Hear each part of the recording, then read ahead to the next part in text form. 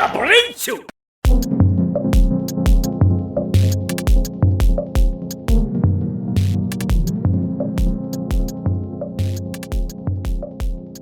Welcome back, everybody, to another episode of Joe's Super Hyper Podcast. Howdy. We are back another week. We're going to cover Geats 31 and King-Ohger 7 from this past weekend. Oh, yeah. Really interesting episodes. We're going to do something a little more structured, kind of. First of all, I'm Super Blast X, of course, and with me is... Toku Tony, hi, hello. So when we get into our episodes, I'm going to have Toku Tony do the Kamen Rider stuff. And I will, of course, do the Sentai. Now, we're still going to cover, talk about both. We might jump in and out here. But I want to see if TJ can handle the whole summary of the episode. Sorry, see if Tony can handle the whole summary of the episode. Yes. And then I'll do the Sentai one. We're just trying to get hit. I'm going to say we're trying to get more practice talking. Yeah, I have no practice at all summarizing these episodes. I remember the episode I did before was like Geats 28. And I did the first quarter of the episode and I just couldn't finish it. I mean, part of it is that I'm controlling the pictures, so I get that. True. And I have the notes. Well, hey, now I have the notes for Geats this time. Yeah, and they're my notes, so don't just repeat them. Right. While you're going through it and looking at the pictures, see if you remember. But of course, before we get into that, how was your week last? Pretty Tony? good. We usually have something planned to talk about, but this week I didn't really do much. Pretty much worked this whole entire time. I got a new van. There was something that did happen with the vans. There was a Black Widow. Oh, yeah. Inside of the van in the back. A male Black Widow. Came all the way from California, where we got the van from. Oh, yeah. I remember having to deal with those. I mean, not really in person, but I remember hearing hey, those are the things, because I used to live in California. Uh-huh. Those are the things here, be careful. Yeah. I think I've only seen one maybe already dead or already dealt with. Somebody was dealing with it or something. But wow. I remember that being a real thing. Hey, you go to sleep, be careful or whatever. Yeah. It's a big thing. I messed up. She's very attractive too. And I'm glad she's back from being sacrificed for the stone. Right. No, Everybody should be careful if they ever see a Black Widow. If you see her, that means you're going to die. That's what that means. Most assuredly. I freaked out whenever I saw it whenever I saw the Black Widow for the first time. It was in the back of my van, in the cargo area. Yeah. So I opened up all my doors. Right. I opened up every single door on a goddamn windy day. I'm gone for a minute, and I come back, and the Black Widow where it was is no longer there. Don't know if it flew out of the window. They don't fly. Or if it just is in between bits of my vehicle. Because today I did see a smaller male Black Widow inside my door. Is his name David Harbour? Yes. Actually, how'd you know? We're doing jokes, people. Yeah. No, I immediately threw it out the window. Flicked it out, dude. It was terrifying. I knew it wasn't the same one because it was way smaller. Way, way smaller. But it couldn't have been that male Black Widow. Those can't lay eggs, can they? If I were you... Can they? Audio listener. My brother Toku Tony just asked me if male spiders lay eggs. Do they? He's still asking. I don't know the anatomy of spiders. Do you know anatomy of males and females? Yes. All right. Well, I mean, I don't know. Maybe they could. Like lizards. No. Like seahorses. Like seahorses, yeah. But even then, seahorses, males don't lay eggs. They give birth. And I think that was one of those things where there's a bit that Jim Gaffigan does. Jim Gaffigan's a comedian, where he says like some scientists, when they discovered the seahorses, And they saw the male, and they said, "Oh, that was the male. That was the female." And then it started giving birth, and the scientist basically goes, "Yeah, the male gives birth." Like an idiot, not backing down from what he's saying. Oh my god. But yeah. No, males don't eat legs. So then that Black Widow was just a bigger, like an older Black Widow that was there. The first one? Yeah, the first one I saw, because it was a big one. I mean, it could have laid its eggs.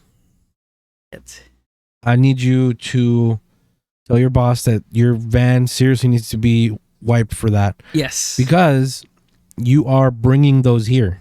Yeah. Here, like to the house. Yeah. No. Yeah. You know, there was pest control today at the warehouse. That was a chance for you to say something. Oh, chance of a lifetime. No, that was pretty much it. New van, spiders, terrible spiders. I keep going out of these places. I actually saw Goku Burger on TikTok, or Goku's Burger on TikTok. Just through my feed. It's in Porter. I did not know that. I didn't know it was so close. Yeah. Well, no, but yeah. Well, yeah. Relative. Because relatively. Yeah, because relative to where we live. Yeah. I guess it's close. Like 45 minutes away. That's not close, people. But okay. For me, it's like kind of close because I drive throughout Houston. So I guess my relative knowledge of like going around the city is different. I mean, I would make the drive too. And I should have when I worked up in that area. You did. Yeah. And I always had the chance to because I kind of know the guy who works there. Oh, you're telling me runs that. with it, runs it. I don't know if he's the owner. He may be the owner. But yeah, I just never went. I just didn't. Whenever I worked up there in that area, I just wanted to get home after I was done working. Yeah, because that is a 45-minute drive. Speaking of working, yes. Last time we talked about my situation, I had done my fingerprints for my substituting job. That was on Monday when we recorded. That Monday morning, I went to get my fingerprints. Tuesday, Wednesday, nothing happened, but I was getting ready. And then Thursday was my first class, or day, I should say, not class. Wow. I taught at a school, elementary school that had special needs kids. Oh, cool. So that's who I worked with on Thursday first. Special needs kids? Yeah. That's cool. I had a co-teacher in there, or a teacher's assistant or something. It was fine. I mean, they're kids, so you handle them like you do kids. And then on Friday, by the way, all these days that I'm working now because I'm on a teacher's schedule, it's like 7 in the morning, 8 in the morning when I have to like be there. Right. So Friday I went to a different school, because you just go wherever they put you, basically. How far are these schools? The place I'm working actually lets you choose. Oh, cool. Or it basically lets you choose where to go, but also what kind of how far from you want to go. So the schools I've been going to are about 30 minutes from here. Oh, cool. Less than that, but traffic in the mornings.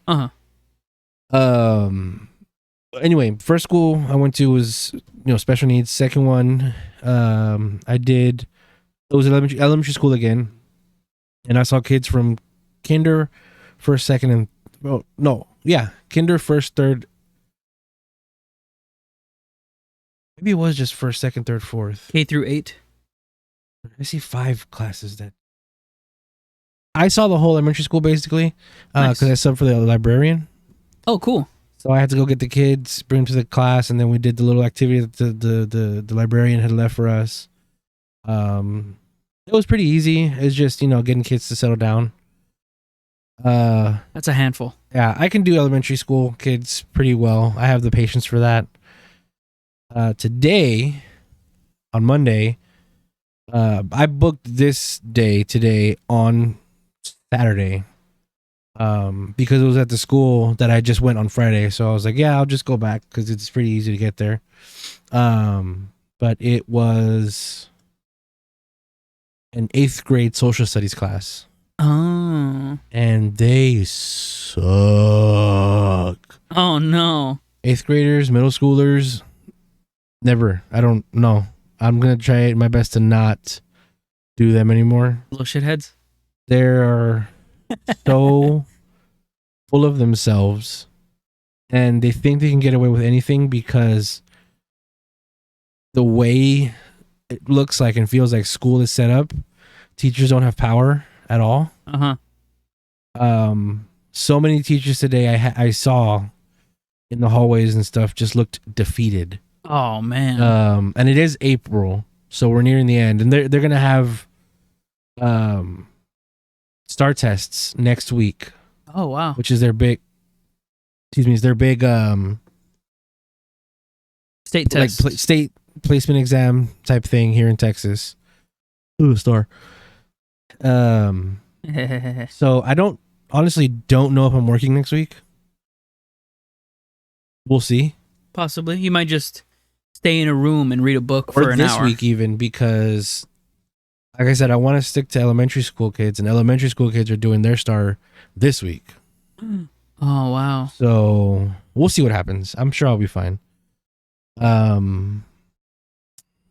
But what was I saying about the 8th graders? You choose where to work. Oh yeah. So Sunday I booked. No, that same Saturday I booked Monday, Tuesday, and Wednesday. So tomorrow and Wednesday I'm doing special needs again at this same location, but their elementary school part. No. It's the same location from the first school for the first time. So, it's gonna be fine. Like I said, I have the patience for that. So that's good. That's way better than what I saw today. And then Thursday I have another librarian gig. So I've done that before. I could do it again. Yeah. I just don't want to mess with middle school. I definitely am not doing high school. Like that was when I got hired on. Right. They asked me if I had any preferences, and yeah, no, I'm not doing no high school kids. No high school. I don't like that this is the picture that we've been talking to this whole time. Wow, I didn't realize that. I'm just now looking up at the screen. Oh well. Oh well. I can fix it in post. Can you really? Yes, I can. You won't even know this was the picture. Okay, then. And you don't know what picture it is. It's gonna be the first picture when we start talking about the episodes. God, I was gonna say it's gonna be a big old bunghole. Oh well, it's not. Can't be that. No, never gonna be that. Something else that happened to me also. So I listened to this podcast, Quick Questions, with Daniel O'Brien and Soren Bowie, former comedic writers for the website Cracked. Okay. I don't know if you ever knew them.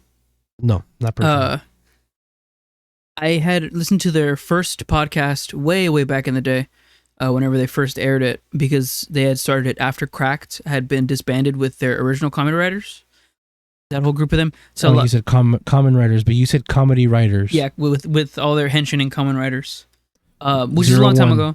A lot of backstory I don't want to get into, but 01. 01's a comedian writer. Okay, he's a comedian writer. That's true. They started a podcast after they left. I saw the first one. I didn't get back into it recently until maybe like 3 weeks ago. And that podcast that they were talking about weird bands that they had known, and they were like giving each other, hey, listen to this band, maybe you'll like it. And the next week they talk about it and how they didn't or didn't like it. Daniel O'Brien was talking about the Decemberists and about how he doesn't like that band. He thinks they're super pretentious. Yeah. And at the end of the podcast, he said, hey, like how they always do, our social media is here. If you want to talk to us or anything, give us suggestions, go there. So I went to Daniel O'Brien's Twitter, And I said, hey, I just listened to the podcast about you listening to the Decemberists. I can pull it up right now. I just listened to the podcast about you listening to the Decemberists. I was just curious about your stance about another weird band, Interpol. Have you ever heard of them? I texted him that I DM'd him that on Twitter Wednesday, February 15th. Mm-hmm. I didn't get a response after that because, he's an adult man. Yeah. So he doesn't have time to respond to that. But then I was like, oh, I was thinking like another band that he maybe doesn't listen to. So I texted him on April 3rd. Okay. April 3rd? Yeah, like a whole, yeah. Wait, so March 15th, April 3rd. February 15th. February 15th. Yeah, okay. and then I texted him again on April 3rd because I was like, because I kept listening to the podcast. Yeah. And April 3rd, I DM'd him. So what about the Strokes? Also, to my previous question. And then I go to Twitter today. And can you guess what happened? No. No? Are they going to talk about Interpol? No. I found out that Daniel O'Brien blocked me on Twitter. Really? Yes. Daniel O'Brien blocked me on Twitter because I DM'd him twice. Check it out. Wow. Hey, man. That's what happens, I guess, if you want to talk to the people you listen to. You text them, and they're like, block. Well, yeah, I guess. I don't know. I'm not upset about it because he is an adult. Like, he's almost in his 40s. And that's why, of course, he's heard those bands. Well, I wanted to know his input. But, well, yeah, I wanted to know his input, and I wanted to know what was going on in his, like, how he thought about it. Yeah. But regardless, I understand that he doesn't like being double DM'd, considering he's a professional writer now, and he has responsibilities and all that, and he does things, listen to his podcast, and I know like what he's doing. He's like a real deal guy. Okay. But to like just block me? Are you fairly new to using Twitter? No. Like actively? No, I've been on Twitter since 2016. And you've been using it actively since then? Yes. Really? Actively? Kind of sort of tweeting every so often, just retweeting and liking a bunch of stuff. It shows you when I started? When you started Twitter? Yeah, March 2016. Okay. I'm February 2011. Wow. Here is my piece of advice. Yes. If you want to try to talk to somebody, you don't jump immediately into their DMs. You either reply to them or you quote retweet. Yeah, that's a good one. Because you were saying DMs. No, you were saying he's like a professional, person. Yeah, he's a professional Kamen rider. DMs are more for like inquiries and, hey man, I run an ice cream shop. Do you want to get sponsored by this ice cream shop for your pod? Stuff like that. He says at the end of his podcast to DM him on Twitter. Oh. Which is why I DM'd him on Twitter. DM? Yeah. Oh, then he's just... Message me on Twitter. I mean, I get it. Don't double text people. That's, annoying. Yeah, I guess, but also, this is going to sound weird, and you may not have the time for it, but have you heard all their episodes? Maybe they already covered those two. Damn, that's true. And, like I said, that dude is almost 40? Yeah. He heard the Strokes in Interpol. All right. I know he heard them. But you wanted the input. Yeah, I wanted to know what he thought of them. Try the Eagles of Death Metal. The Eagles of Death. Yeah, he's 37. Try Sound Team. Sound Team, yeah. Yeah, I've heard of Sound Team before. Me. Yeah. You're pretty much all my music knowledge when I was growing up. What was it? Sound Machine? What'd you say? Sound Team. Sound Team. I can't hear and I can't listen very well. I doubt. Austin-based Yeah, band? indie band. Are they still doing stuff? Oh, let me see. Sound Team discography. When was their last? 2006. Sounds about right. Sounds about right. The first time I ever heard of them was from one of my teachers in high school. She burned me their CD. Oh. No, that's not true. She bought me an album of theirs, and it is fantastic. Do you remember what album it was? Their only one, maybe. Like their only one album. at the time. Their first album Movie was Monster? Albums 2002. Sound Team. Into the Lens 2002. 2003. Yes. 2003 also. Every Day is a New Year. Okay. 2005. Marathon. 2006. Movie Monster. And that was their last album. Yeah. So I did also catch up some of those other ones there. Yeah. But yeah. the album that she got me was Movie Monster. Nice. The other one, De Novo Doll, the band I was super into when I was in high school. The Novo Doll? Novo Doll, like Roll Doll. Oh. De Novo Doll. Are they popping up anywhere? Nope. Really? Yeah. Did you look it up on like iTunes Music? No, I looked it up on Google. Really? Yeah. Am I saying the name right? De Novo Doll? Yeah, hold on. Or not, hold on, because that's good podcast. Yeah. No, yeah. De Novo Doll. Winter Sky. Because... De Novo. Yeah, no, I look up De Novo Doll, and all I'm looking up, and all I'm seeing is, like, dolls. What are you spelling for doll? How do you spell that? DOLL. Rolled Doll? Do you know who that is? No. Rolled Doll. Rolled Doll? ROALD DAHL. Oh, DAHL. Okay, there's the band. It didn't come up? That's not like a common misspelling? No, because it's called... He's Rolled Doll. De Novo Doll? Oh, Rolled Doll. Did you look that up yet? Do you know who that is? No. Rolled Doll. ROALD. ROALD. There it is, popped up, didn't it? It sure did. British author. Cool. Oh, he wrote Matilda? It's Roald Dahl. Yeah, no. Not in my brain. I said Dahl. Roald Dahl. Yeah. Not in my brain. Oh, I do know this, though. What is that? I've seen that. Is that the Novo Doll? Yeah. Okay. I've seen them like in this outfit. I've seen them like that. Audio listeners, it's them in their orange and red suits or uniforms. Wow. That'd be cool if we could play some of their music here, but I don't want this video to get taken down. Yeah, no. Yeah, anyways. I mean, I still listen to their podcast. Daniel O'Brien is a cool guy. He's done a lot. He's accomplished a lot. He was at Cracked working for writing for internet comedy.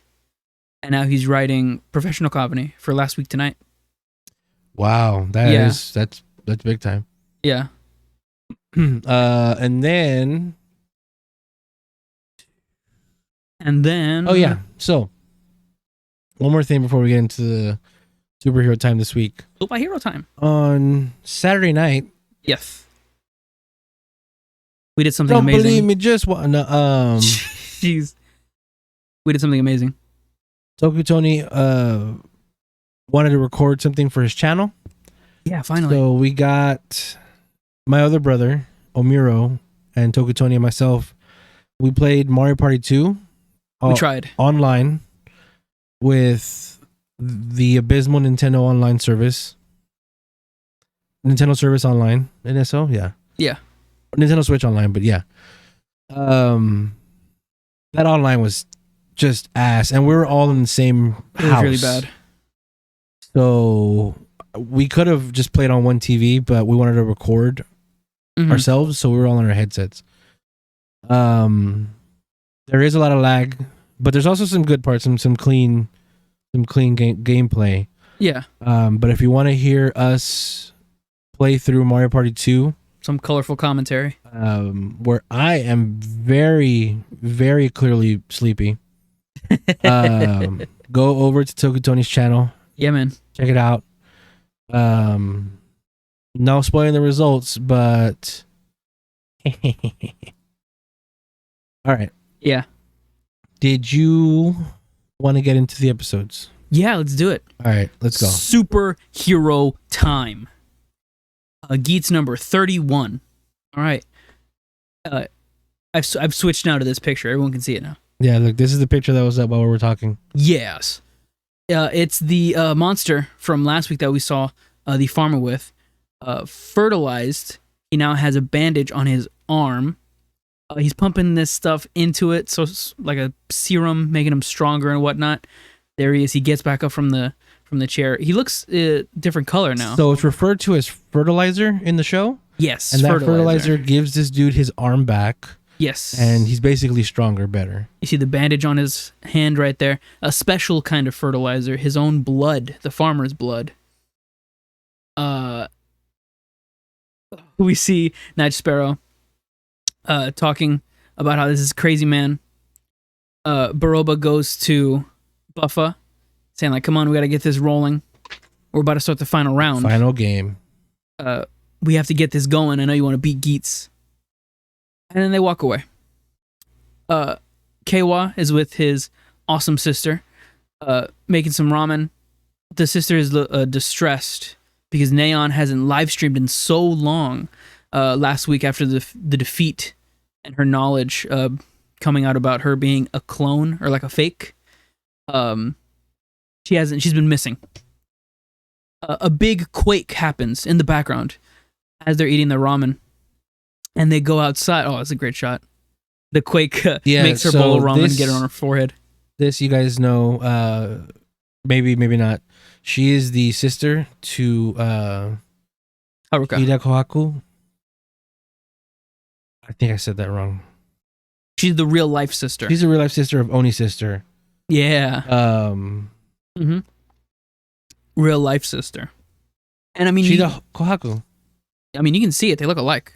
So I thought it was funny that she didn't really play like a super comedic in this show, because she's been in the show before. She's been in this in Geats, but she wasn't really like a super comedic person. She does get all the good comedy bits though.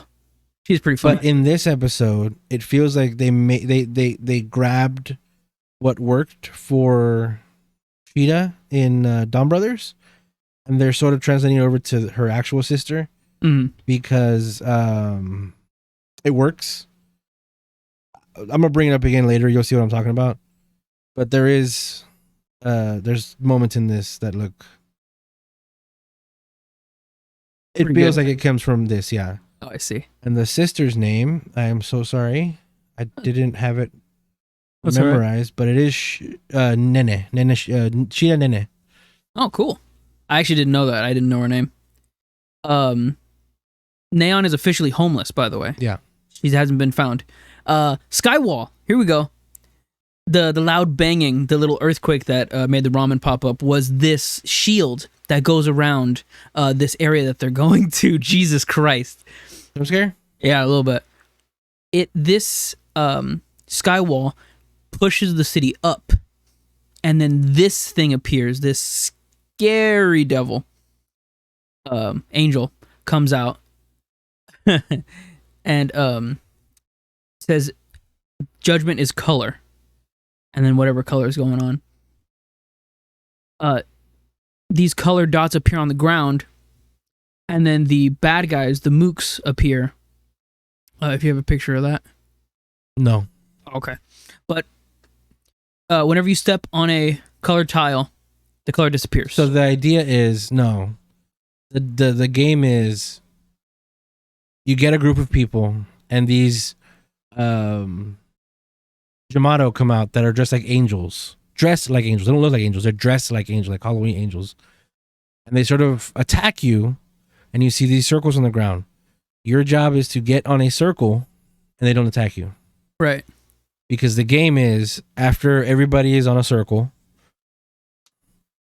that God thing that we saw in the sky, she'll announce a color. She'll say something like, and now hell is died, and then she'll say a color.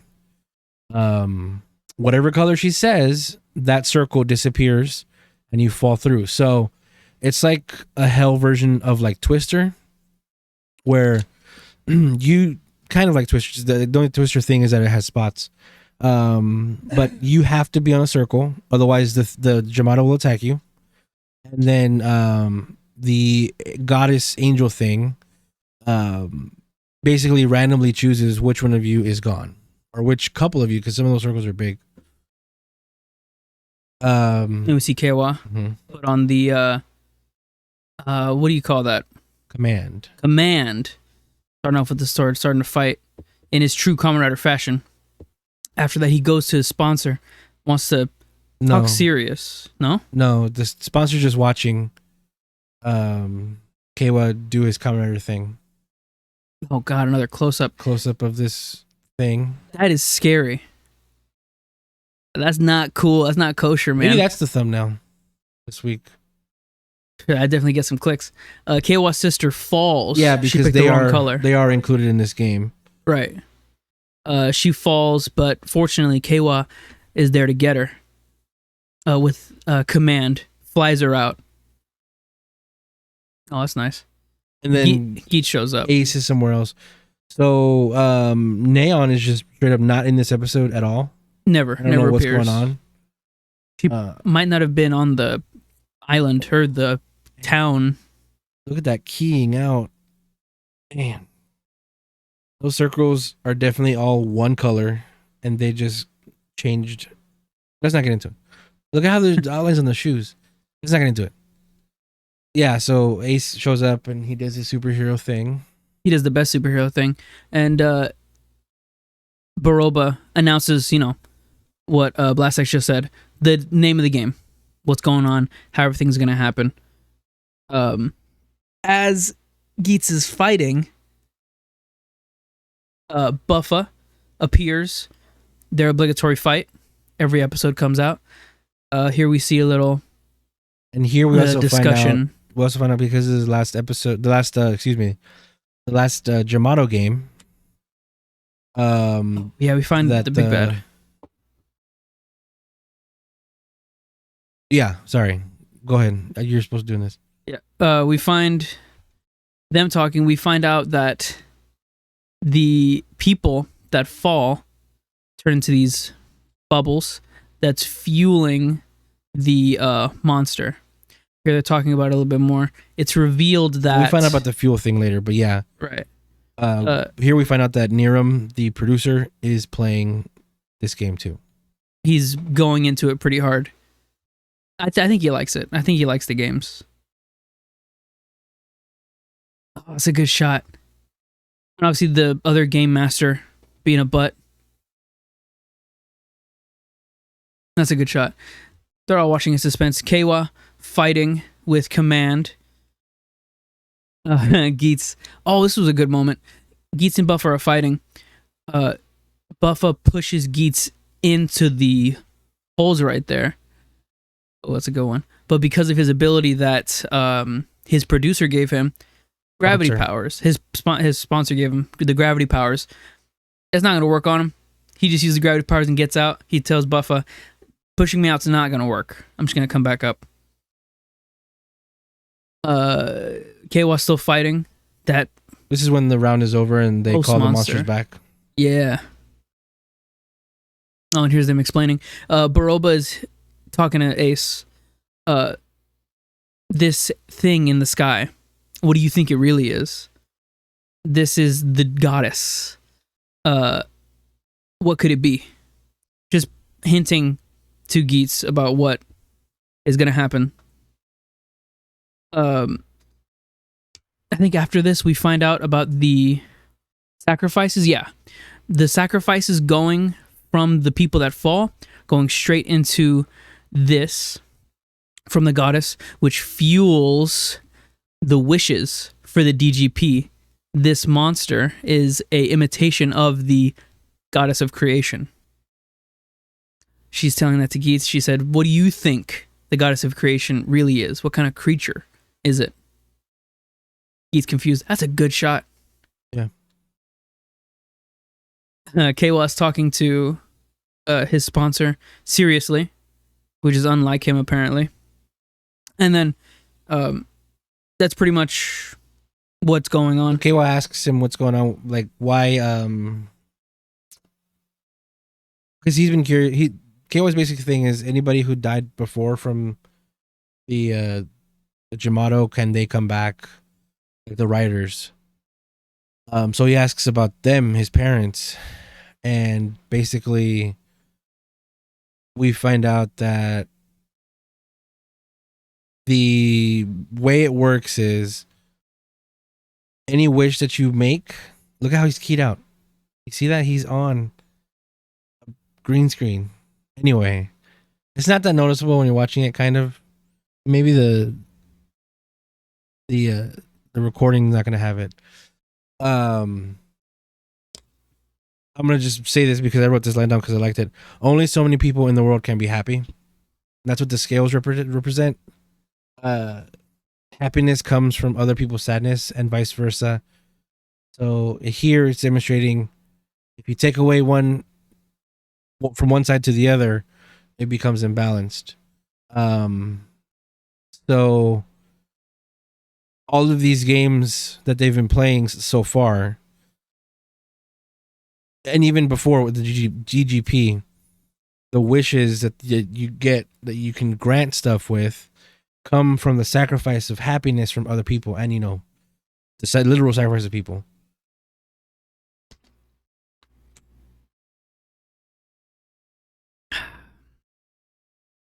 Here we see Geats going up to the producer, wanted to ask questions about why he can remember his past lives. Keiwa drops in. Here's some nasty tea in the background. So, yeah.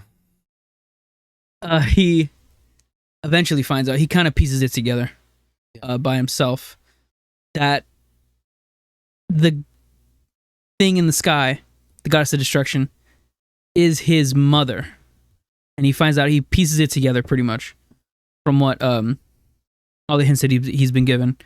And that means that's the reason why he can remember his past lives and all that.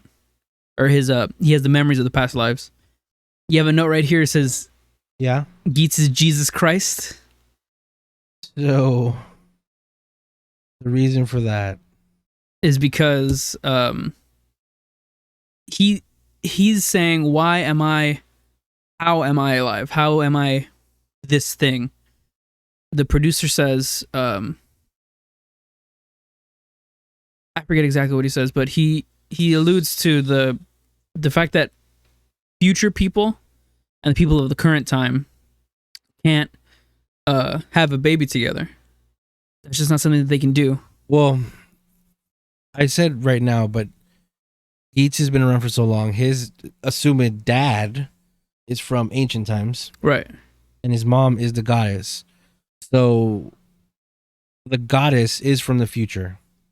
And basically the producer says humans of that time, or now even, are incompatible with people from the future because they're so advanced in terms of like evolution or whatever. Yeah, it's not like a physical thing. It's like an evolutionary thing. It's like if, for example, I don't think cavemen and humans can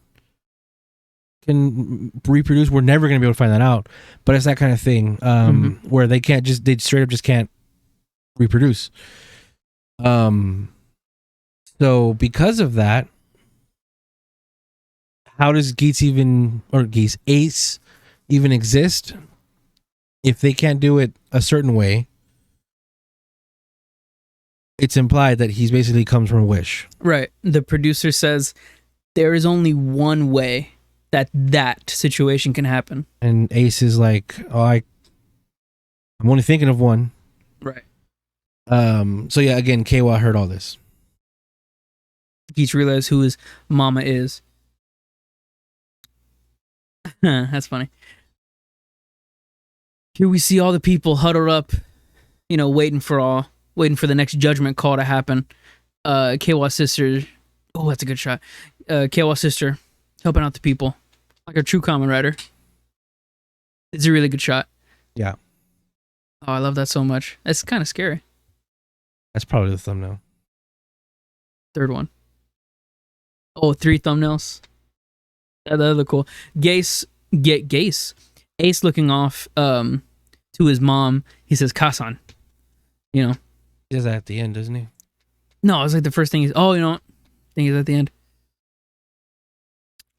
He's in this very legendary location.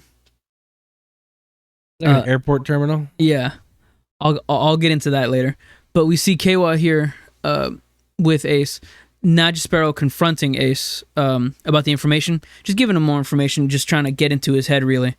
About all the wishes that's really going into this DGP. At least where we find out it's an imitation. Right. It's not the real goddess of creation. It's only an imitation. Yeah. Keiwa gets really upset.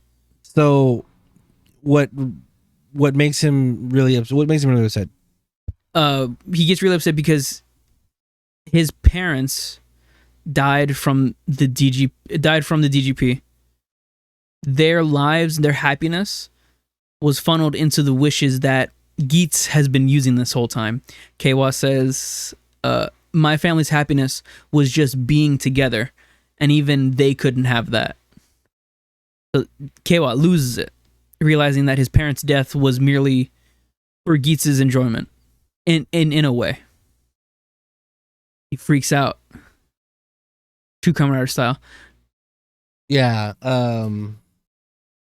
Basically, Keiwa feels, and it's not really through fault of Geats, or Ace, excuse me. Because he didn't know. Keiwa feels the goddess of creation. So he doesn't only just feel it, but it was confirmed by Sparrow. Ace's mom sacrificed people to have Ace. Right. So she is the reason for everything. Coincidentally, Ace wins like all the time. Every time. So not only did she set that up, she set up the whole game for everything. It's implied or feels like it's set up so that he wins for his own entertainment or her own entertainment. Right. And that's kind of what Keiwa says. This is all just basically for him, for Ace. So Keiwa's not too happy with Ace right now. Mm-mm. So Keiwa's sister. Again, a student falls into the pit. She picked the wrong color. Keiwa's sister tries to go in and get her. While the mooks attack her, kick her on the ground. So this is another thing that reminded me of Haruka from Dawn Brothers, where she would always get stomped on by Domomotaro. By everything? Yeah, this is her sister doing it now. Yay. Classic. Keiwa, really in the moment, tensioning. His superhero moment. Hell yeah. It's super cool moment. Coat, very Shin Kamen Rider-like. I like that a lot. He's also green. He powers up, fights this monster, which is only 2 of the big Jamatos left. The girl that they just saved is now on a yellow spot again, since she just got back up. Oh no, that was kind of funny. It was yellow, and she fell through, and then they saved her. Right. And she got onto a purple square instead. Right. And then the Jamato taps her on her shoulder. Mm-hmm. She turns around, and he basically points down, and the circle she's on turns yellow, meaning she was supposed to fall. Mm-hmm. She was supposed to fall. Even if she got another space, that's just what's gonna happen. So it falls from under her, but as you see in this frame right here, she pushes this guy that's on that space off into the hole to basically fill in that sacrifice. The schoolgirl says, I will be the final one. Like, just pointed to her determination, she'll stop anyone in the way. Yeah, because people and humans suck. Right. And Buffa appears. Oh, that's her saying it. Keiwa's like, oh, dude, I just saved you, dude. Yeah. Buffa appears saying, this is what greeting people. This is what the DGP stands for. Even when people are happy, people that are sad will always want to be more happy, so they'll take that away. And that's just like human nature, which is why the DGP thrives for so long. Buffa and Keiwa fight a really good fight up until Keiwa here falls into this double hole. Keiwa, with his determination, makes this big old speech saying he will never lose to these people. Meanwhile, Buffa is stomping on his hand, real Lion King style, as we see, it's a good one, him pick him up by his collar and then throw him out the hole. Keiwa falls and he vanishes into bubbles. Keiwa loses the DGP. JGP. Here we see Keiwa's sister crying over it. Terrible. And his sponsor saying, Sakurai Keiwa, this is not how I wanted your story to end. And just a really sad montage of more people falling in the pits. And now we see Ace. Whoa. Gase looking off in the distance saying, Kasan, like I said before. Mm-hmm. Just soaking it in. Buffa comes in from behind saying, I just kicked in Keiwa. He's done. You're the final rider here. We got to do this now. Ace is not having it. He is angry. But before we get into any fights, we go back to the farmer who's still with this big Jamato, who's drinking water, doesn't have enough energy or fertilizer. Here we see Naj Sparrow in shock about what's happening. The farmer gives himself up to the Jamato to become the fertilizer. All the fertilizer. The Jamato eats the farmer. It was a good shot of him in the mouth. And we only see this through the shadows. And then the Jamato becomes the farmer. And then repeats off the last lines, I will win the DGP today. It's happening. And Naj Sparrow, look of surprise and also amusement, like he likes what's happening here. Oh, nice. And that's the end. We see him turn into the farmer man again. I'm assuming he's going to be one of the big bads that's happening. And he's going to be powered up like crazy. What do you think of the episode? It was a lot that I didn't expect in this show for children. I didn't expect such a bleak answer to where the wish power comes from. I didn't expect a high school girl to push a salaryman into the pit, into the abyss. I didn't expect Vor, and I didn't expect Keiwa to lose already. It feels like this is different than the regular kind of dying in this game, because they turn into bubbles, dude. They turn into like the energy that forms the wishes. I know he's gonna come back. He has to. I hope so. So I don't know how they're gonna explain it. I was really missing Nago in this episode, but I guess she didn't have anything to do with this plot, like at all. So I guess it makes sense. She's dealing her own but stuff. It doesn't make sense that she's just straight up not there. Like, she's still in the game. She didn't lose her match. Right. So I don't know. Just like how Buffa says, you're the last rider in the city. Yeah, I don't. Like, she's not even there. But I mean, they're still playing this game. Yeah. That would be crazy if she comes back like a WWE fighter that was hiding under the ring during the Royal Rumble. Oh yeah. She just comes back with the steel chair and just wins the game. She comes in with the steel ladder to get the money in the bank. Or that, yeah. She wins it. I can see that happening. Dude, I would want that to happen.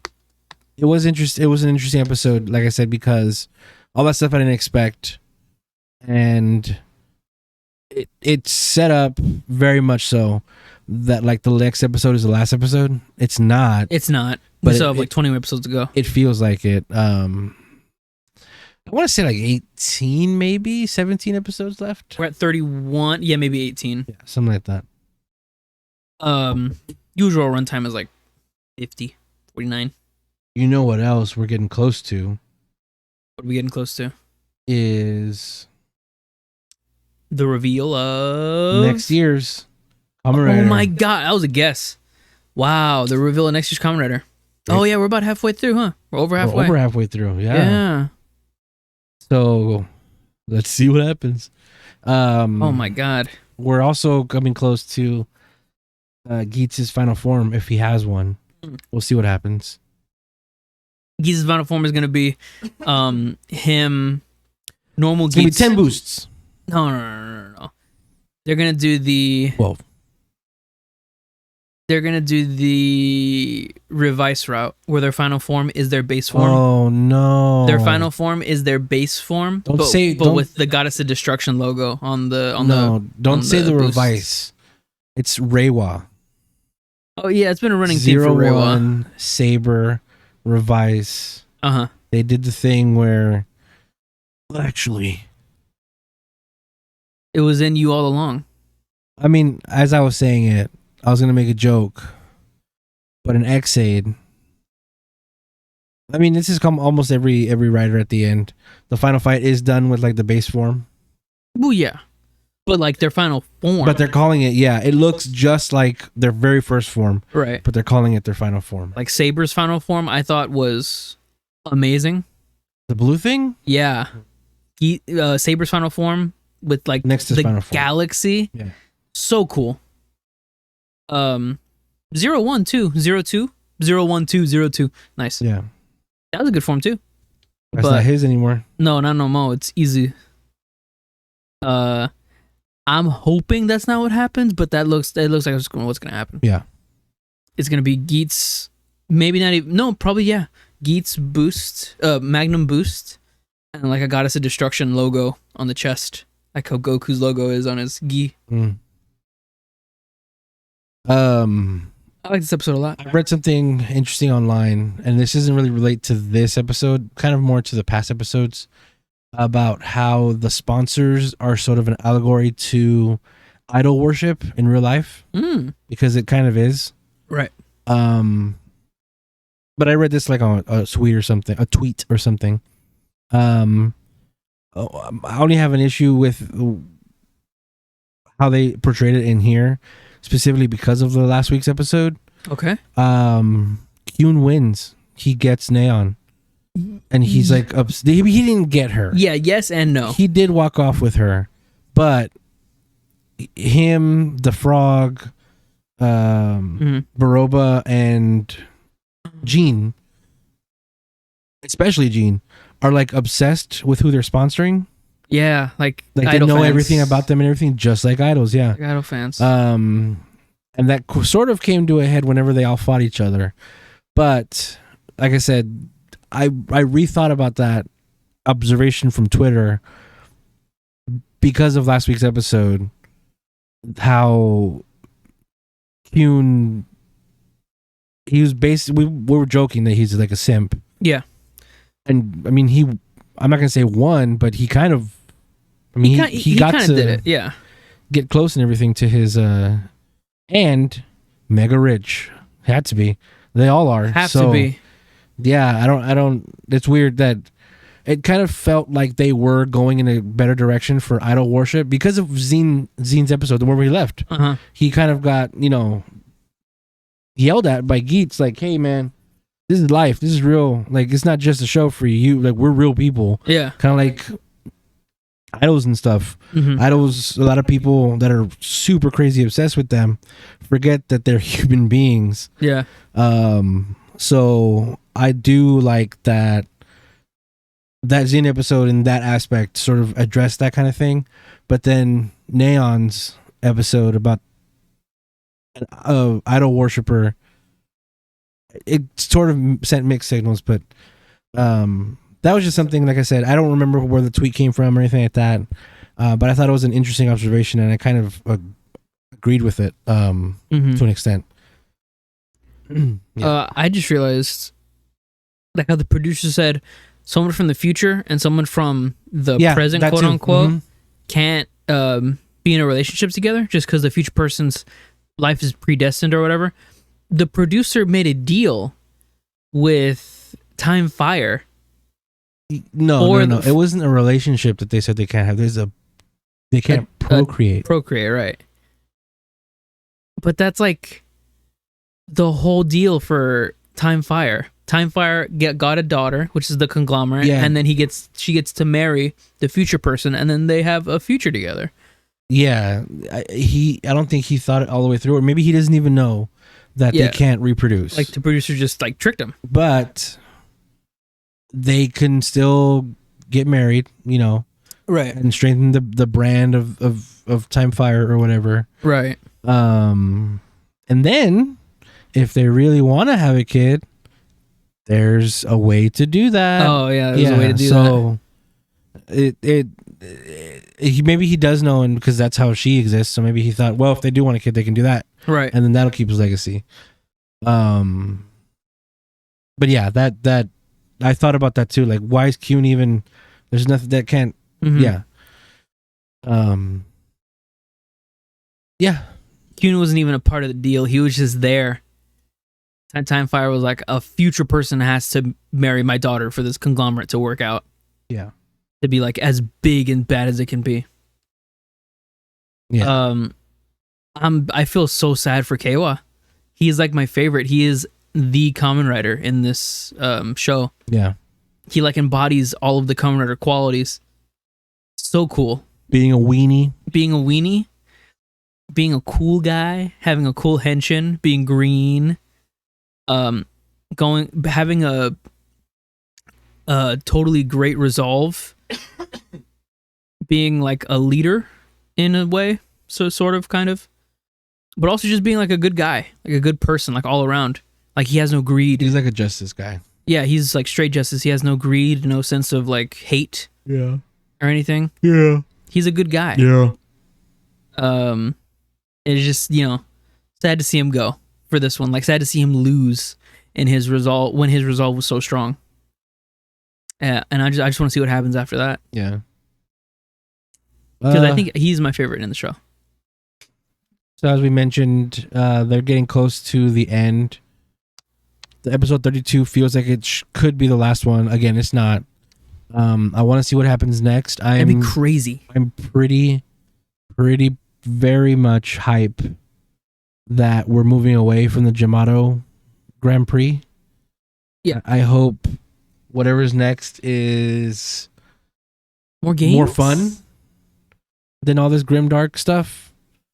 I love Kamen Rider for this reason. It's like it's grim and dark. I love it for that reason. I don't want to do this podcast anymore. I don't know. We'll see. Yeah, we'll see. All right. This is probably my favorite writer in like last 5 years. The show? Yeah, I think so. It's really good. Cool. Then after Geats is Osama Sentai King-Ohger. So it cuts back to where we left off the last episode. Last episode, the Scorpion attacked the new King-Ohger mech with the other body, which was made of the Kuwagata, I think. I don't know if it's officially being called that. No, it was a Kuwagata Zero. The Kuwagata Zero, which is silver. Which we talked about last week, what that is. Yeah. Not this episode, but the next episode, we're finally going to actually see the silver suit.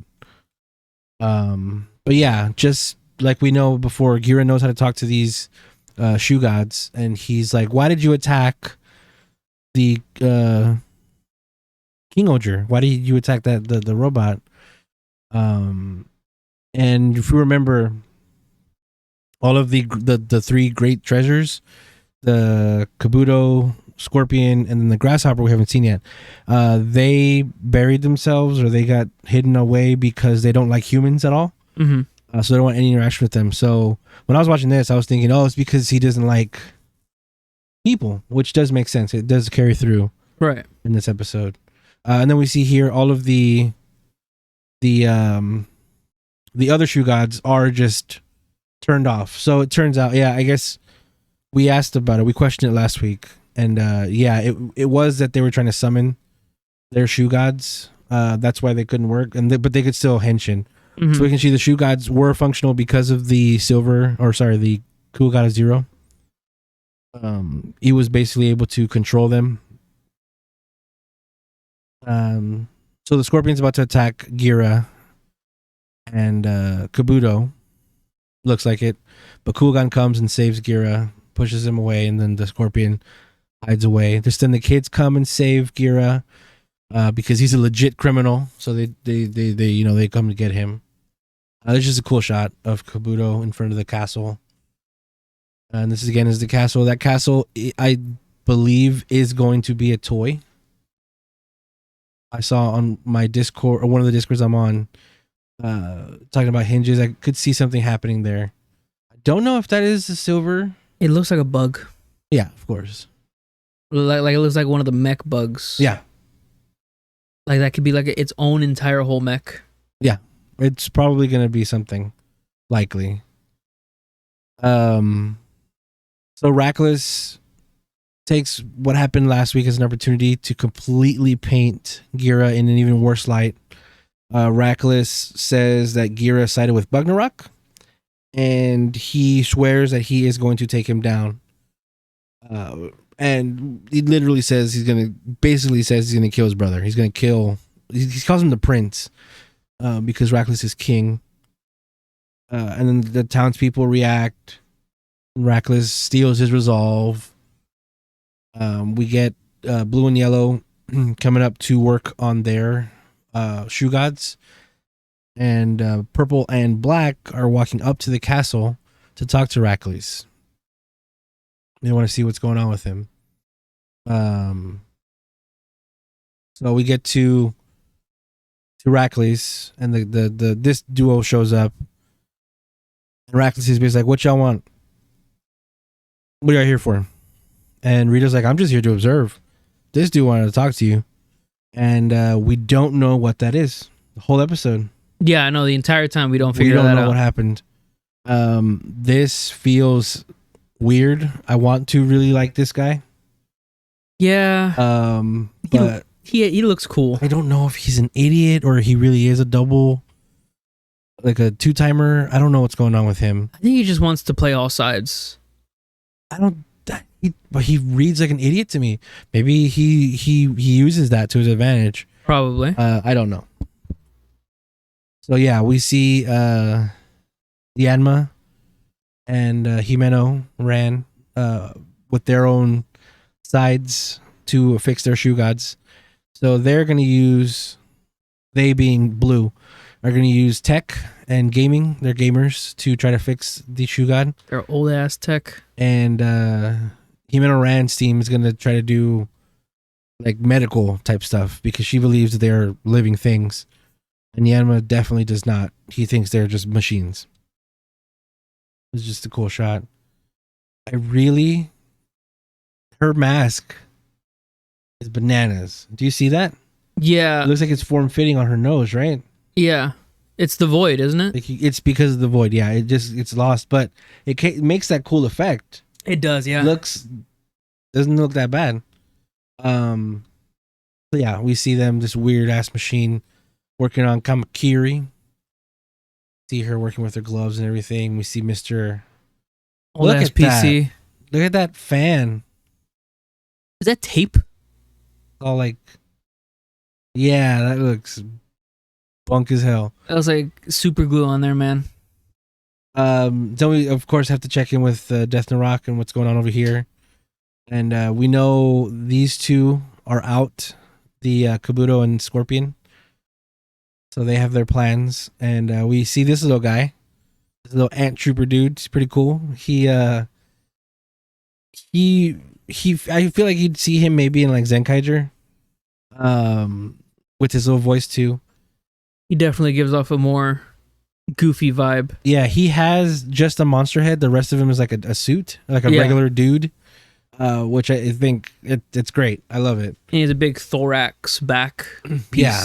So part of knowing and watching these shows is like budget restraints, and you can tell here. I mean, he even has just regular gloves. It's not even like pinchers or anything. So you can see here they basically just sculpted the head mold and the butt part we're gonna see in a little bit. But yeah, I either way, he's a great design, I think. And he's like an ant trooper, like, you know. He's the colonel. He's the general. He's like general. Yeah. So then the Rackless's troops come to look for Gira, and he goes to the little orphanage place where the kids are. And he asks for him, and they're like, "Well, you an idiot? He's a bad guy. You don't think we're that dumb?" And he basically goes, "Yeah, you're right. Terrible job. Terrible guard. So just then, the ant trooper guy comes up, and you can see the little back part we were talking about. He looks more like an ant. Again, I really like his design. It's really ridiculous. Look at him. He's using a walkie-talkie. So yeah, then they show up and they attack. And then that takes the guy out, the soldier that was looking in the orphanage. I'm guessing it's an orphanage. And then Gira pops out from the back. And Gira being Gira, he can't help. He knows the monsters are here, so he wants to go help and fight. And everybody's like, "You're an idiot. You're being hunted over. They're gonna try to get you, dude."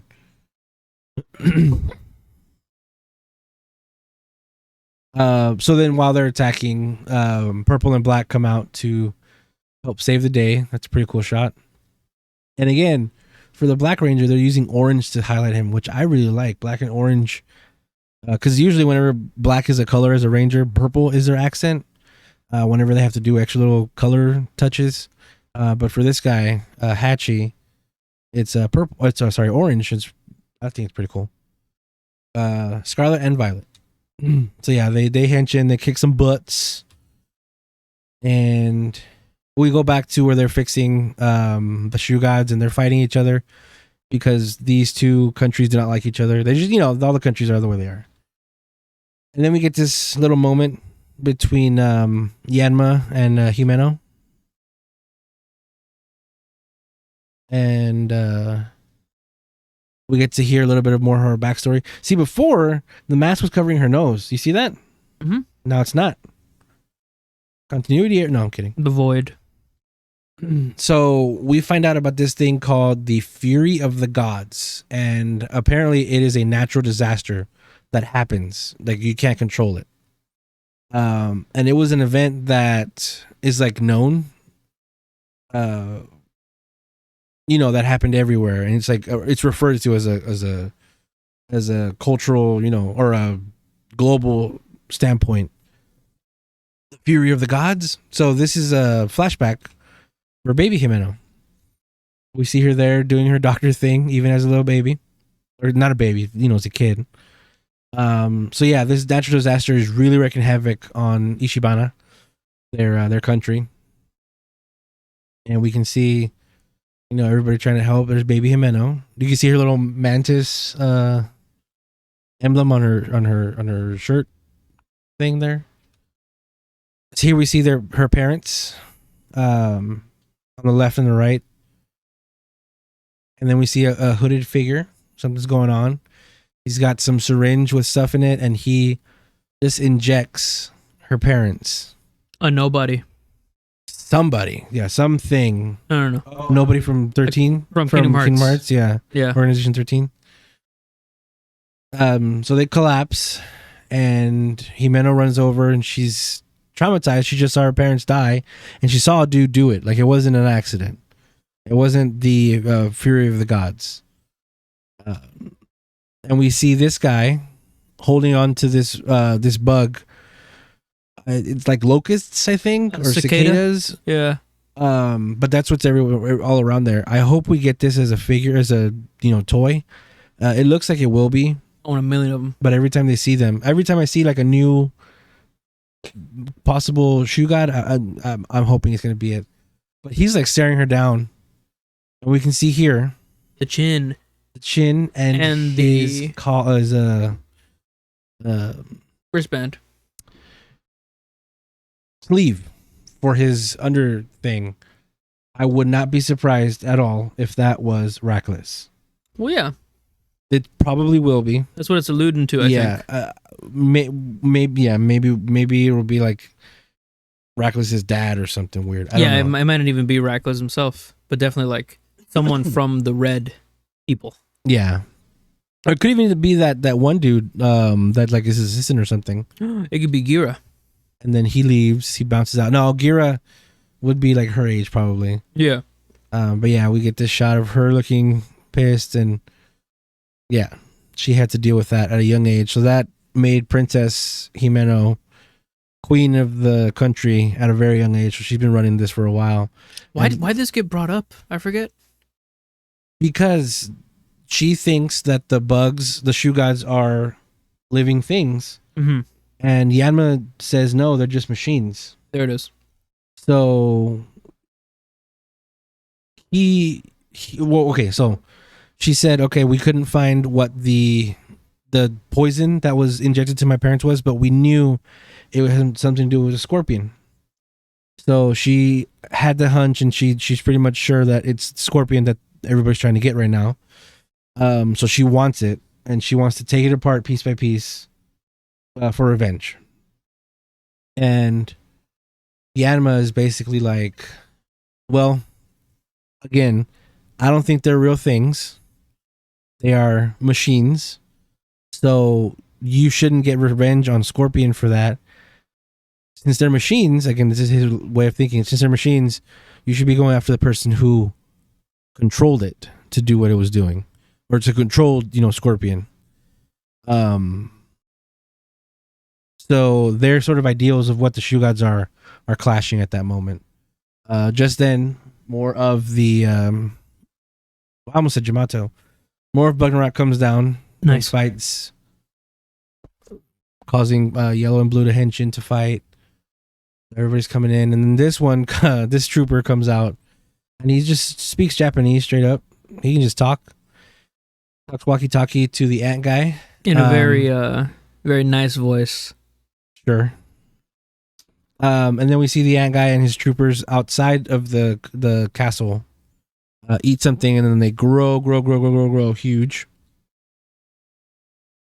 And that's when Gira finally busts out of the orphanage, and he sees them walking down, and everybody's looking as they pick up the Kabuto and walk away with it. While that's happening, the camps of Yanma and Himeno groups sort of decide to work together. Just then Scorpion reappears, comes up because it senses that Kabuto's gone.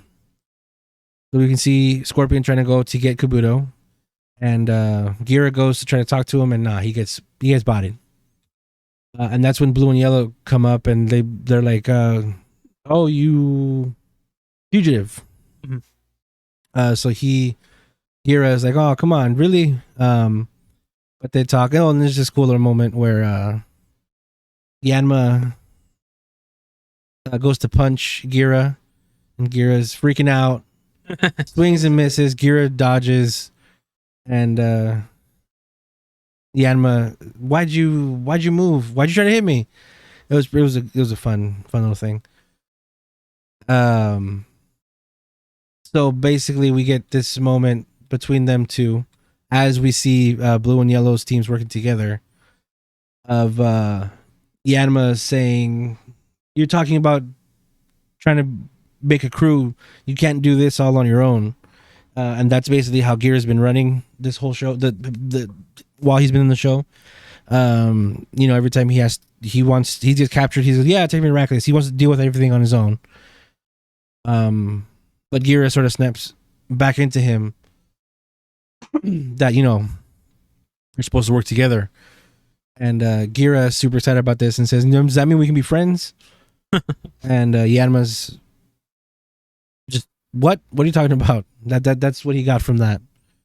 And they ask Himeno, and she's like, y'all talking about whatever y'all talking about, leave me out of it.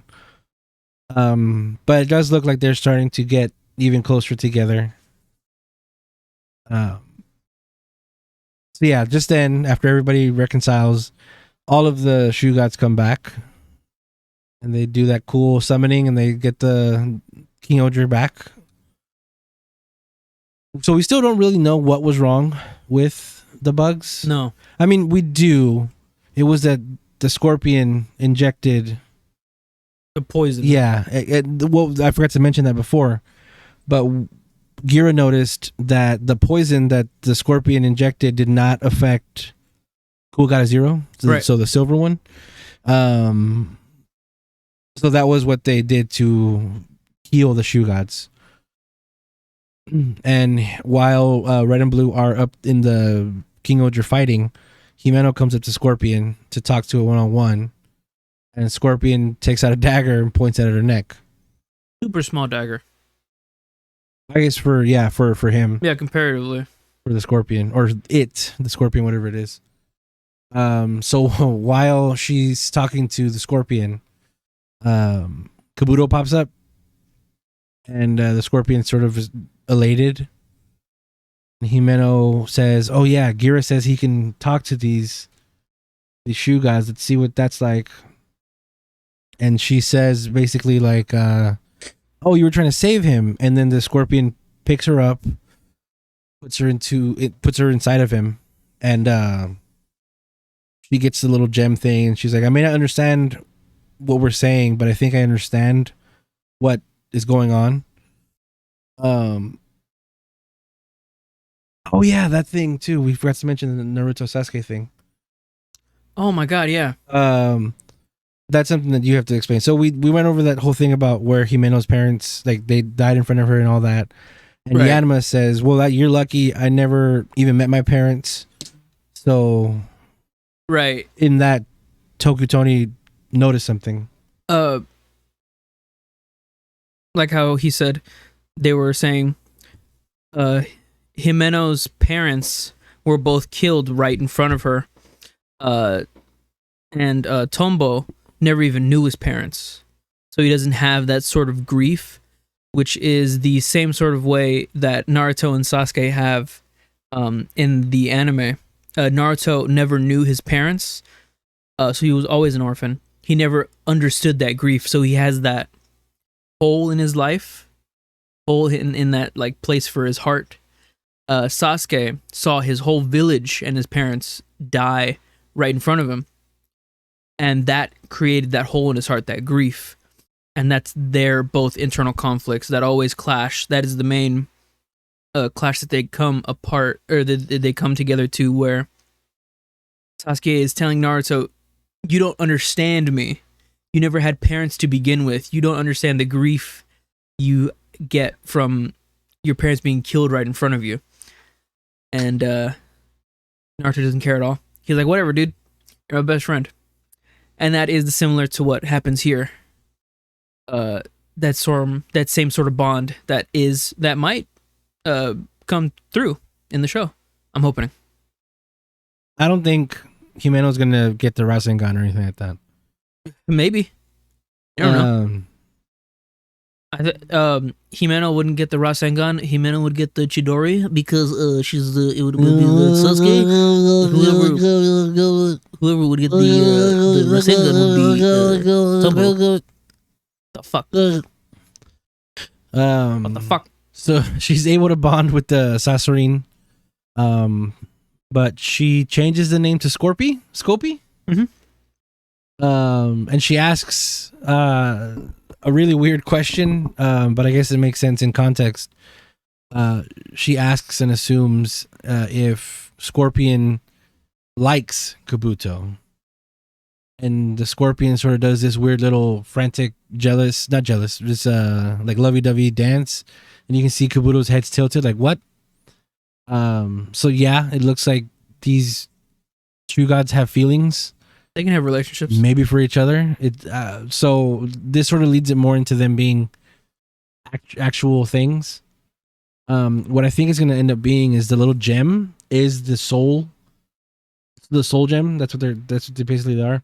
That is the bug. That's the actual thing being, and the machine is a machine. I have no better reference in this other than Transformers, which is like the soul in the chest, which is their soul, and then they're just machines. Kind of, sort of. I have no better reference for that. Doesn't work with this, really. So Himeno gets that information, right? She goes, okay, so you do like him. Well, why don't you help us? And I'll keep that a little secret. So as soon as she gets this information, she finds a way to blackmail Scorpion into helping them. I mean, she just says, "I'll keep it. No, I'll keep it our little secret." It's black. I thought that was funny. I won't tell. You just gotta help us fight. So and then Scorpion becomes an arm for King-Ohger. Look at that. Look at that toy. That looks sick. And then they make quick work. He gets a burning fist, and we see the dude explode. Look how cool that is. Yeah. So then Kabuto and Scorpion go off, and it looks like she's gonna own Himeno. Basically, Scorpion is hers, which I like. I really like whenever not just the dudes get the auxiliary mech. That's one of my biggest fumbles, I think, in King-Ohger. But we'll get into that later. Like another day. That's a good shot. So he gets here. No, it's not. Look at the motion blur. So they come back after fighting and everything. And Gira's like, oh, I guess you guys are going to take me in. And then Himeno's like, oh, no, he ran away. We can't get him. And Yanma's like, oh, man, if only I wasn't so tired from fighting right now. I would totally get him. And the way I'm doing it is kind of how they do it. They overact how bad their delivery is on purpose. And you can see in the background, the other dudes are like ignoring or just not paying attention because they want Gira to get the hell out of there. They're giving him an out. So he takes it and runs away. And these two are in a race to see who can fix their shoe gods faster. Turns out it was a tie. And they sort of just, okay, whatever. Bullshit. I wonder how heavy her prop sword is because she's holding it with just one hand and she's tiny. That's probably all foam in it. Still, no, maybe. I mean, look at the switches. Yeah. Maybe the blade is all foam and the handle is the metal part or the plastic part. So this guy is who I thought maybe it could have been, but you can see his sleeve does not match the one that was in the robe. So it's probably gonna be reckless. So Gira gets back to the orphanage and he sees the troops back and they are basically holding the kids hostage because they know they figured out Gira was there. Yeah, because like no shit. So what actually brought this about? Who is the enforcer here? Everybody's favorite. Rita. So she's here to take him down. And Gira does not like this. Of course not. Rita says to Gira, Rackless has challenged you to a duel. Where the... That's a good thumbnail. To the death or something like that, right? What did you think of the episode? I really liked it. Not story, pretty much. I liked all the things in this episode. Like the ant general. Yeah. That was a highlight. I love the scorpion and how the machines actually have feelings and all that. I love that.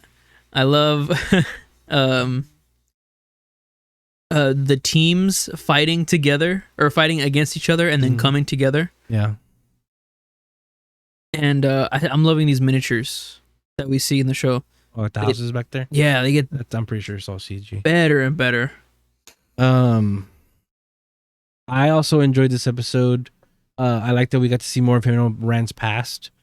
We got to see what really drives her and to see what she had to go through. It sort of explains how that selfishness leads into it.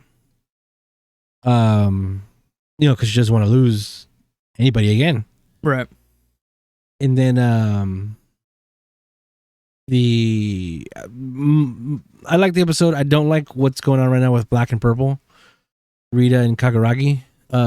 They should be getting better spots. You think so? Because right now they're not liked. They're not on the same page as Gira and Yanma and Himeno. They're not on like the good guys. Right now, no. They are very much helping out Rackley still. It's not like it's basically the team is red, blue, yellow. Yeah. But I know they know. And it would be wild if we get like a spoiler alert. We talked about it last week, but Rackley is going to be the silver King-Ohger suit. It's basically a repaint of Red's suit, but he's silver. And I think it's going to be called King-Ohger. Yep. It would be crazy if we get a team of red, blue, yellow versus silver, black, purple. That'd be cool. I don't know how they would make the mechs, but to have that kind of fight too. Mm-hmm. I don't want that. I don't want black and purple to continue to not be playing with the team. It's very Lupat of you. Yeah, and we don't need that. I don't think we need that. I want them to just move already. Be with Gira and everything. This fight to the death thing that Rackless challenges Gira to. Here's my big brain. Not really, but because it's kind of telegraphed. This is probably what Kaguragi suggested to Rackless. Probably. And it's maybe going to be like a test to see like if Rackless really does want to go through with killing his own brother. Maybe that's going to be enough to switch the tides for Kaguragi. Right. And to be like, wow, you really are a piece of shit. And then once I don't want to help you anymore. Kaguragi is like, okay, now I'm on the quote unquote good guy's side. Now it can just be all of everyone versus Rackless. What brings Rita over there? Huh? What brings Rita over there? Oh, just because Rackless would kill his own brother. Maybe that's not justice enough. Even though it is like a duel, maybe that's just not kosher. Yeah, we'll see. Or it could just be any other reason that I can't think of right now. Off the top of my head. We'll see. I mean, it's still early in the show, episode 7. But yeah, again, the new toy looks really cool, and I am really looking forward to next week's because we see the silver King-Ohger, and I just think he looks nice. I think that sword looks nice. The whole motif looks good. Gold sword. Yeah. The whole gold sword. I think I think it's next week. Yeah, next week. I'm finally gonna get my mini pla of this guy. Oh boy. When that happens, that's gonna be so cool. And if you remember that episode of Dawn Brothers where this guy shows up, yeah, this King-Ohger mech, and you remember what happens with his head? Yeah, it comes off and it goes. It's being replaced with the Dawn Brothers head. So the mini pla is compatible with it. Oh, so I'm gonna just for fun put the Dawn Brothers head on the King-Ohger mech so that it looks like that episode. Did you look at that? It's just one peg thing. It's fine. It's not a big deal. But I like that they thought about making that compatible. Do you have more thoughts for the episode? Not off the top of my head. I'm liking where this is going. Although I don't know what they could do with Rackless after this. If it really just is like a fight to the death, and then Gira is like about to do the final blow, and then Rackless gets away. I don't know what like more they could do with this because this is like endgame stuff. I don't think. Okay. I've got a couple of thoughts on this, and I'm going to try to run through them real quick because we're at an hour 30.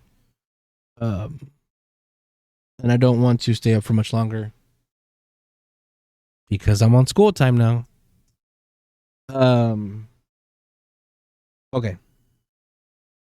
They are making toys for this silver Kuwagata-Ohger, okay? I don't think they usually do that with characters that killed off early, and he is still technically a ranger. So in the past, anybody that's like that usually flips to the good side. And we had that with Stay Caesar. We had that with the Noto. So I think there is going to be some way that they're going to turn Rackless into a good guy, maybe. But we're in this weird era of Super Sentai where they're just totally changing up the formula. He may actually be a bad guy, and maybe he will die. I don't know. Not this soon. But it is weird and out of pocket for Toei to make a whole other ranger for the team and just have him just be evil the whole time. Right. That did happen in Kyo-Yuger, but eventually in the 100 years later, Death Ryuger does become a pure good ranger. So we'll see. We'll see what happens with him in the future. Because he's a good guy. He's a ranger. When you make rangers, they're usually good. And he's not going to be the 6th. So I don't really know what position he'd fill. We'll see what happens. Man, but then like what was the speculated 6th? A spider, right? A white spider. White spider. Yeah. And that hasn't been confirmed yet. No way. We don't see anything right now. I mean, I'm just trying to think about like where that 6th could come from. You know, if they're all royalty, where's the secret royal here? It is going to be, I don't know if I heard this or what, but I think it's going to be underground. Like an underground type kingdom thing. It kind of reminds me of the Ryu Soldier. Mole people. When they had their like tribes. Yeah. And then the 6th was from the water tribe. Yeah. I could see there being like another thing going on like under the ground. Oh, water tribe. Water spider? Water kingdom. I mean, that is the water spiders are a thing. Yeah. Yeah, I don't know. I like the idea of it being a white spider. The design of it is that it has like an armor set on it, like most 6th, but kind of like Burai in Zero Ranger. That kind of shield. So I would love to see what that looks like on a white ranger, and I'm excited if it really is white. Finally, it's not gold or silver. I'll take any color but gold or silver at this point. Because we've had gold and silver. Was the last time we didn't was I think Q Ranger. Q no Q Seishu. Q Ranger? No. Pretty sure. No, that's gold, silver. Kira Major, that's gold. Well, it's silver. Ryu Soldier, gold.